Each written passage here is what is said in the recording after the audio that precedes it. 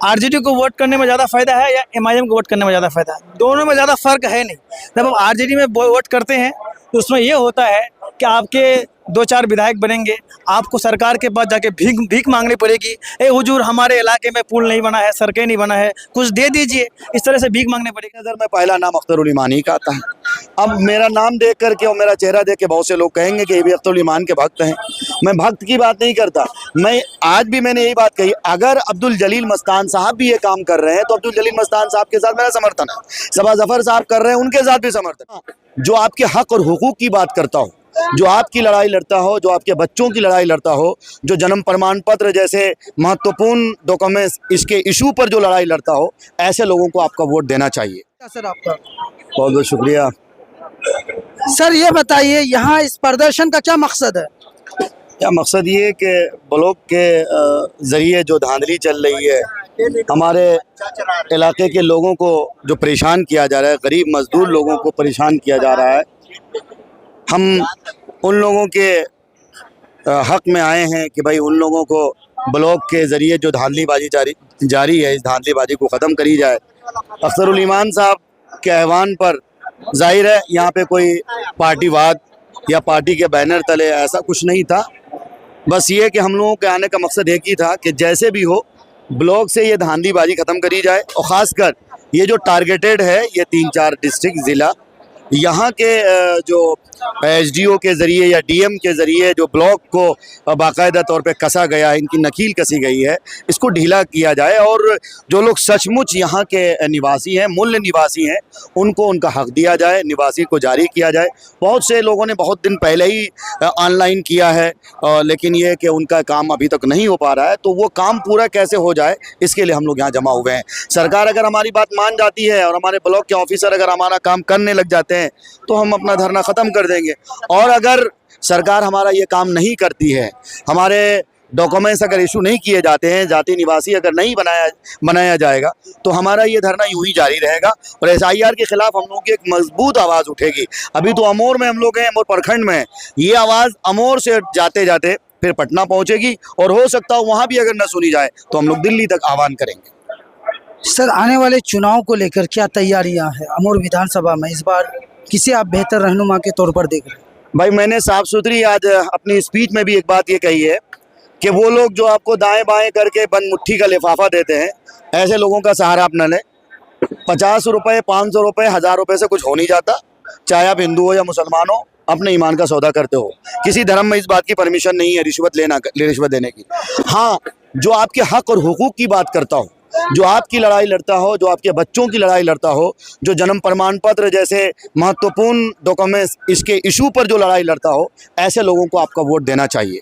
अब ज़ाहिर है ऐसे लोगों को वोट देने की अगर बात करेंगे तो मेरी नज़र में पहला नाम अख्तरुल ईमान ही का आता है। अब मेरा नाम देख करके और मेरा चेहरा देख के बहुत से लोग कहेंगे कि ये भी अख्तरुल ईमान के भक्त हैं। मैं भक्त की बात नहीं करता।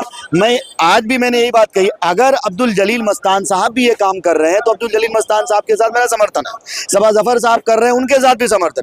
जो कोई भी आवाम के मुद्दे को अपना मुद्दा बनाएगा, जो कोई भी लोगों के दर्द को अपना दर्द समझेगा, उनके साथ है। इससे बड़ी और क्या बात हो सकती है? इस धरना प्रदर्शन से क्या फर्क पड़ेगा? ये धरना प्रदर्शन 1 महीना पहले करता तो कुछ सुधार होता, आज आखिर में कर रहा है, ऐसे समय में जो अब वक्त कम है। भाई फायदा देखो, उस वक्त ये नहीं कहा गया था, उस वक्त ये कहा गया था कि जिनके नाम छूट जाएंगे उनका नाम दोबारा जुड़ भी सकता है। लेकिन उस वक्त ये कंडीशन नहीं लगाया गया था कि हम निवासी पत्र को रोक देंगे। अगर ये कंडीशन लगाया जाता तो उस वक्त फिर हम लोग एक मजबूत ऐवान करते, लेकिन उस वक्त ऐसा कुछ नहीं कहा गया। हमने सोचा कि शायद जिनके नाम छूट जाएंगे उनका नाम दोबारा चढ़ जाएगा, चढ़ाया भी जा रहा है। लेकिन इस तरह से टारगेट करके सीमांचल को और यहाँ के सारे ब्लॉक के अफसरान को सख्ती के साथ मना करना और वो डॉक्यूमेंट्स को इशू न करना, ये दर्शाता है कि कहीं ना कहीं सीमांचल सरकार के निशाने पे है। और सरकार ये चाहती है कि यहाँ हिंदू, मुस्लिम, दलित यानी जो पिछड़ा तबका है उनको किसी तरह से गिराया जाए और भाजपा सरकार बहुमत के साथ यहाँ सरकार बनाने में कामयाब हो। ये सरकार की पूरी तरह से रणनीति समझ में आ रही है। हम लोग उस वक्त भी आवाज़ उठाए थे, लेकिन उस वक्त बाकायदा आवाज़ इसलिए नहीं उठाए थे कि उस वक्त ये प्रीपेड प्लान नहीं था कि डॉक्यूमेंट्स ब्लॉक से इशू नहीं किया जाएगा। अगर उस वक्त ये पर्पस सामने होता तो उस वक्त हम लोग ऐवान करते। और भी कुछ लोग हैं इन लोगों से। क्या नाम है सर आपका? सर मेरा नाम कौन अंजुम है, मैं तालवाड़ी पंचायत से बिलोंग करता हूँ। आज किस मौके पर यहाँ पर आए? हम लोग तो आज जो निवास प्रमाण पत्र जो निर्गत नहीं किया जा रहा है, आज लगभग 40,000 निवास पेंडिंग में पड़ा हुआ है, उसी को लेकर के हम लोग धरना प्रदर्शन कर रहे हैं कि वो अगर अभी तो संभव नहीं है तो मतलब क्या कहते हैं कि कैंप लगा करके वो जाति निवास प्रमाण पत्र निर्गत किया जाए, क्योंकि ये जो अफसर है हमारे अमौर प्रखंड के, ये सरकार के इशारे पर नंगा नाच नाच रहे हैं, क्योंकि ये नहीं समझ रहे हैं कि मैं जनता का सेवक हूँ, ना कि जनता का भक्षक है हम। और ये ऐसा ना करके सरकार के इशारे पे हमारे निवास को निर्गत नहीं कर रहे हैं, इसलिए हम लोग प्रोटेस्ट रखे हैं। अगर आप ऐसे नहीं कर रहे हैं तो हम लोग विधायक जी बताया गया है कि उसके एप्लीकेशन दे करके एप्लीकेशन को लेकर के हम लोग इसके खिलाफ कोर्ट में भी जाएंगे और कोर्ट में भी इस अधिकारी के खिलाफ केस करेंगे। और इसका जिम्मेवार, अगर हम समय पे अपना निवास प्रमाण पत्र नहीं दे पाते हैं तो इसका जिम्मेदार यहाँ के सीईओ होंगे, यहाँ के बीडीओ होंगे, यहाँ के उच्च अधिकारी जो होंगे डीएम होंगे। आने वाले चुनाव को लेकर क्या सोच रखे हैं? इस बार बदलाव चाहते हैं गठबंधन की सरकार, एनडीए की सरकार, या फिर तीसरा कोई और? देखिए यहाँ पे तो यहाँ के लोग गठबंधन की सरकार चाहती है, बट आप देखिए वोट करना ज़्यादा फायदा किसको है, ये अक्लमंदी की बात है। आरजेडी को वोट करने में ज़्यादा फायदा है या एमआईएम को वोट करने में ज़्यादा फायदा है? दोनों में ज़्यादा फर्क है नहीं।